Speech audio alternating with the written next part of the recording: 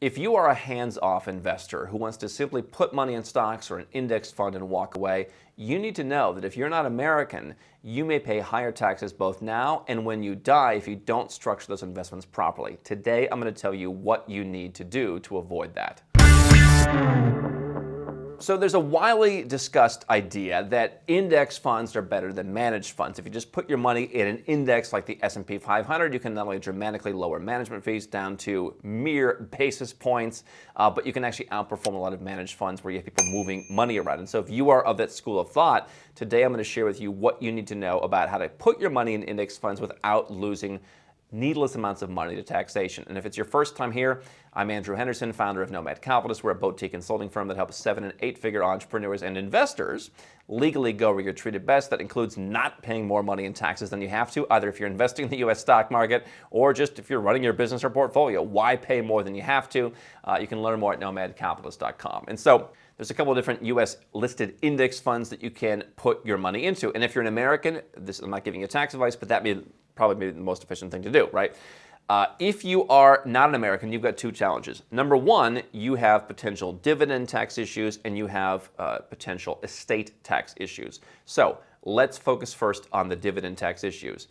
Index funds, ETFs, things like that were created for U.S. investors who are just going to pay tax anyway. They have certain lower dividend tax rates, they have certain capital gains tax rates, and investing is somewhat, at least for now, treated more favorably than earning money in many cases from high levels of earned income. However, let's say you live in Singapore. Let's say you're like me and you're a nomad. You don't have a fixed tax home. Let's say you live in a country like the UAE that's a tax haven. Chances are that as a non-American, because Americans have to pay tax no matter where they live, and you're not really going to get much of an exemption on passive income. Puerto Rico potentially could help you. But if you are not an American, let's say you gave up your U.S. citizenship or you never were an American and you're living in a place that doesn't also have some level of high taxation, then you are going to pay more because the U.S. has a 30% dividend withholding tax rate. Most Western countries do. 25, 30%, something like that. And so if you're investing in U.S. or other Western country stock market, you need to often rely on a tax treaty. So Singapore, for example, pretty much every tax haven is not going to have a tax treaty with the United States. If you have tons of money from dividend income, you may actually want to consider, if you're looking for a new place to live, which country has a treaty to be able to reduce that rate. And so we've helped people do that, where if you're making more money from capital gains, it's going to be a lot easier. If you're making a bunch of money from dividends from U.S. listed companies, then you may want to move somewhere else to a treaty. And so you might have a non-dom country that could work. You might have a country with some kind of lump sum tax that potentially work. You could take advantage of a treaty, or you could look at different scenarios. But if you're living in a place, let's say you live my lifestyle, and you live in different places, your tax situation is very light, you're going to pay 30% full boat. Again, even if you live in Singapore, that kind of thing.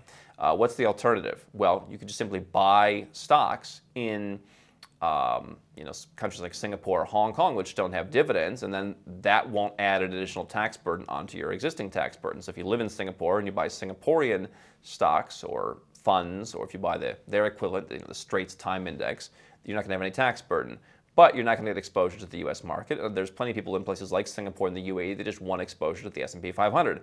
And so the solution on the dividend tax side is buying ETFs or buying index funds that are listed outside of the United States, but that mirror the same U.S. Indexes. And so Irish-listed ETFs, Irish-listed index funds are one way to do it.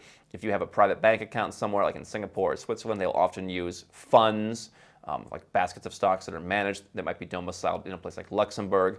But for an index fund, Irish-listed funds are often going to be better. And so this is not financial advice. You should always check this out, of course, and check it out with your own tax professionals. But you have things like VUSA, SPX5, IUSA. Those are the ticker symbols for those that are listed in Europe. And so this solves, if it's listed in Ireland, the dividend tax rate, because you have a special tax treaty that the U.S. has with Ireland that reduces the dividend tax rate from 15%. So if you're living in Singapore, if you're living in the UAE, if you're living in the Cayman Islands, if you're just living nowhere, if you live in different places, if you have a tax home in a place that doesn't have a deal with the U.S., you can still reduce that rate from 30 to 15%. And so that will partially solve your dividend tax issue. You're never going to fully solve it. All right, and so if you want to fully solve it, you have to buy stuff in Singapore, buy stuff in Hong Kong, where there is no dividend tax, but you can cut the dividend tax in half. In exchange, you're going to pay a little bit higher in terms of the fees, but we're talking about going from like 3 basis points to 9 basis points. We're not talking about a lot to save as much as 15%. And so this means that you don't have to structure your entire life. If you're putting money into an S&P index fund, you don't have to structure your entire life in terms of any dividend income coming out and you living in a treaty jurisdiction, because the Irish listing or the Irish domiciled fund helps do that for you. Now, the second issue that you have to be aware of when you're investing in any kind of U.S. equities or many other U.S. assets is that what are called U.S. situs assets are subject to U.S. estate tax for non-Americans. There are some caveats to this, but basically if you're not an American and you're not family with people who are Americans, it's pretty straightforward. If you have more than $60,000 in what are called U.S. situs assets at your death, you're going to be subject to U.S. estate tax. There are brokerage accounts out there, we've talked to them, that say, oh no, that's a myth and we don't report. That's not how it works, right? If you have a U.S. situs assets, you have to declare that you need to pay U.S. tax. And so we've had people who've come to us with like $5 million portfolio, and it's just all U.S. listed stuff, or it's U.S. real estate, or it's cash in U.S. brokerage accounts. And it's like, hey, you know that like if you die, 40% of this basically is going to go away. And they can change those rates whenever they want. And you really think that the politicians are going to be standing up for foreign investors, right? There's no feel-good thing about let's reduce tax rates for foreign investors. Right? They will probably go up with everybody else's or go up even higher. And so if you want to avoid that, if you have certain U.S. situs assets that you can't just domicile somewhere else, like if you can't just get an Irish domiciled fund or a Luxembourg domiciled fund, you can use various foreign structures to act as a sort of blocker on that. But if you just want a simple life, what I've, for example, talked to some friends of mine about is if you're just investing money from a salary, you're just trying to save money for retirement, you don't want the complication of offshore trusts and offshore companies, that could help you. That could solve the problem. And that, if you're going to buy things like U.S. real estate, may be a good way to go. But just for an S&P 500 index fund, the Irish listed funds are going to help you avoid that because, again, that serves as kind of a built-in blocker. So you're basically avoiding that as it's not a U.S. situs asset. So you have the benefit of the same basket of 500, or I think in one case 503 stocks that mirrors essentially the S&P 500. You're going to get essentially the same performance from a foreign domiciled fund as you would from one in the United States, but you can potentially reduce the dividend withholding tax depending on where it is that you live. And so if you're living a totally tax-friendly lifestyle, dividends are one of the things that will trip you up. Capital gains, not so much.